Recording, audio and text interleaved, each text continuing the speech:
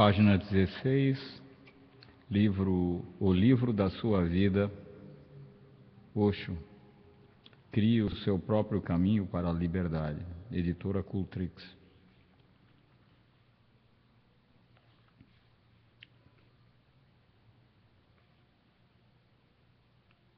O meu conceito de um novo ser humano é o de alguém que será Zorba, o grego, e também Gautama, o Buda.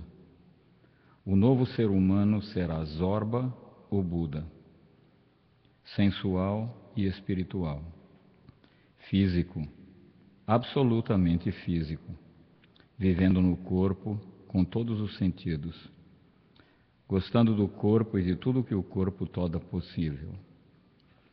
E mesmo assim, haverá ali uma grande consciência, um grande testemunho. Zorba, o Buda, como nunca houve antes. É disso que estou falando quando me refiro ao encontro entre o Oriente e o Ocidente. O encontro entre o materialismo e a espiritualidade. Essa é a minha ideia de Zorba, o Buda. A união entre o céu e a terra. Eu quero que não haja nenhuma esquizofrenia, nenhuma cisão entre matéria e espírito, entre o mundano e o sagrado, entre este mundo e o outro mundo. Não quero nenhuma cisão, porque toda cisão é uma cisão em você. E toda pessoa, todo ser humano que esteja dividido de si mesmo, acaba ficando louco, ensandecido. Estamos vivendo num mundo louco e insano. Ele só recuperará a sanidade quando essa cisão puder ser desfeita.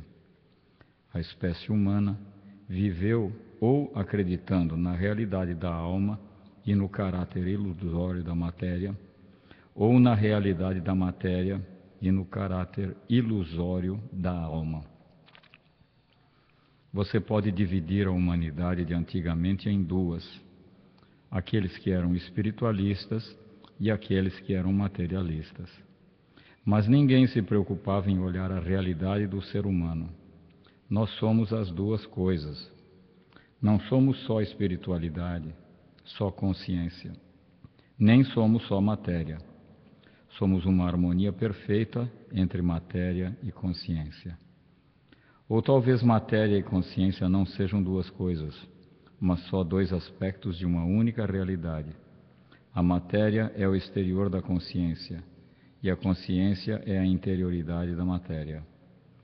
Contudo, não existiu no passado nenhum único filósofo, sábio ou místico religioso que tenha declarado essa unidade. Eles eram todos a favor da divisão do ser humano e consideravam um lado real e o outro irreal. Isso criou um clima de esquizofrenia no mundo inteiro. Você não pode viver como se fosse apenas um corpo. Foi isso que Jesus quis dizer quando afirmou: nem só de pão vive o homem. Mas essa é só uma meia-verdade. Você precisa da consciência. Não pode viver só de pão, é verdade. Mas também não pode viver sem pão. Você tem as duas dimensões no seu ser, e ambas têm de ser satisfeitas. Têm de ter a mesma oportunidade de crescimento. Mas o passado foi a favor da primeira e contra a segunda. Ou a favor da segunda e contra a primeira. O homem não tem sido aceito na sua totalidade. Isso causou sofrimento, angústia e uma enorme escuridão. Uma noite que já dura milhares de anos e parece não ter fim. Se ouvir apenas o corpo, você se condena a uma existência sem sentido. Se não ouve o corpo, você sofre. Fica com fome, fica pobre, fica com sede. Se ouvir apenas a consciência, o seu crescimento ficará desequilibrado. A sua consciência crescerá, mas o seu corpo vai definhar e não haverá equilíbrio. Mas é no equilíbrio que está a sua saúde, é no equilíbrio que está a inteireza, é no equilíbrio que está a sua alegria, a sua canção, a sua dança. O materialista preferiu ouvir o corpo e fazer ouvidos moucos para tudo que se refere à realidade da consciência. O resultado final é uma grande ciência, uma grande tecnologia, uma sociedade afluente, abundância de coisas mundanas, terrenas. E em meio a toda essa abundância, existe um ser humano pobre e sem alma, completamente perdido, sem saber quem ele é, sem saber por que existe, sentindo-se quase um acidente da natureza, uma anomalia. A menos que a consciência cresça no mesmo ritmo que a riqueza do mundo material, o corpo ficará pesado demais e a alma debilitada. Você está oprimido pelas suas próprias invenções, pelas suas próprias descobertas. Em vez de criar uma vida bonita para você, elas criaram uma vida que, aos olhos das pessoas inteligentes, não vale a pena viver. No passado, o Oriente optou por dar ênfase à consciência e condenar a matéria e tudo que fosse material, inclusive o corpo, relegando-os à condição de Maya. Consideravam a matéria um fenômeno ilusório, uma miragem no deserto, que só parece existir, mas não tem realidade em si mesma. O Oriente criou um Gautama Buda, um Mahavira, um Patanjali, um Kabir, um Farid, um Haridas, um longo rol de pessoas de grande consciência, de grande percepção, mas também criou milhões de pessoas pobres, famintas, morrendo à míngua como cães, sem comida, sem água para beber, sem roupas, sem teto. Situação estranha. Nos países desenvolvidos, a cada 6 meses eles têm de jogar no mar milhões de dólares em alimentos por causa das super safras. Eles não querem sobrecarregar seus armazéns, não querem baixar os preços e destruir sua estrutura econômica. Por um lado, milhares de pessoas morrem todos os dias na Etiópia. Por outro lado, o mercado comum europeu destrói tanta comida que o custo dessa destruição está na casa dos milhões de dólares. Esse não é o custo da comida, é o custo de jogá-la no mar. Quem é o responsável por essa situação? O homem mais rico do mundo ocidental está em busca da sua própria alma e por dentro sente um vazio, sem amor, só volúpia, sem prece, só palavras que ele aprendeu na escola dominical e repete feito um papagaio.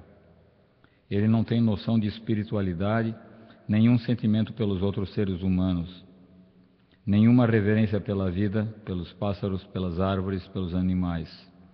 Destruir é tão fácil.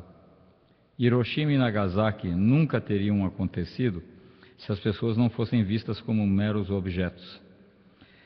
Não haveria tantas armas nucleares caso o ser humano fosse considerado um Deus não revelado, um esplendor não revelado.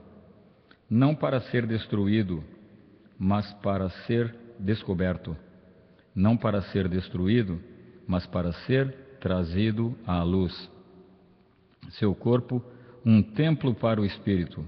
Mas, se o ser humano é pura matéria, só química, física, um esqueleto coberto de pele, então na morte tudo morre, nada mais resta. É por isso que Adolf Hitler pôde matar 6 milhões de pessoas. Se elas são apenas matéria, nem é preciso pensar 2 vezes. O Ocidente, em sua ânsia por prosperidade material, perdeu sua alma, sua interioridade. Cercado pela ausência de sentido, pelo tédio, pela angústia, ele não consegue encontrar a sua própria humanidade. Todo o sucesso da ciência provou ser inútil, pois a casa está abarrotada de coisas, mas o dono da casa não está ali. No Oriente, o resultado final de séculos, considerando a matéria ilusória e só a consciência real, fez com que o dono da casa vivesse, mas a casa ficasse vazia. É difícil sentir alegria com a barriga roncando de fome, com o corpo debilitado, com a morte rondando você. É impossível meditar. Por isso, desnecessariamente, eles têm sido pessoas derrotadas. Todos os santos e todos os filósofos, tanto os espiritualistas quanto os materialistas, são responsáveis por esse crime hediondo contra a humanidade. Zorba, o Buda, é a solução. Ele é a síntese da matéria e da alma. É a declaração de que não existe conflito dentro da matéria, entre a matéria e a consciência. De que podemos ser prósperos nessas duas dimensões. Podemos ter tudo o que o mundo pode oferecer, tudo o que a ciência e a tecnologia podem produzir.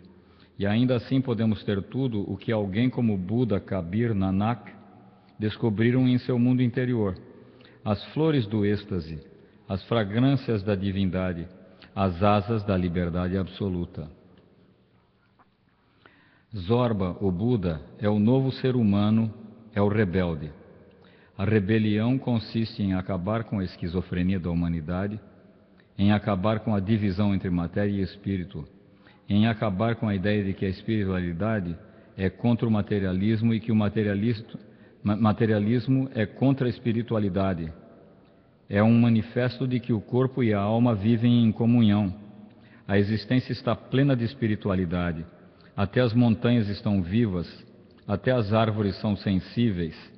É uma declaração de que toda a existência é tanto material quanto espiritual.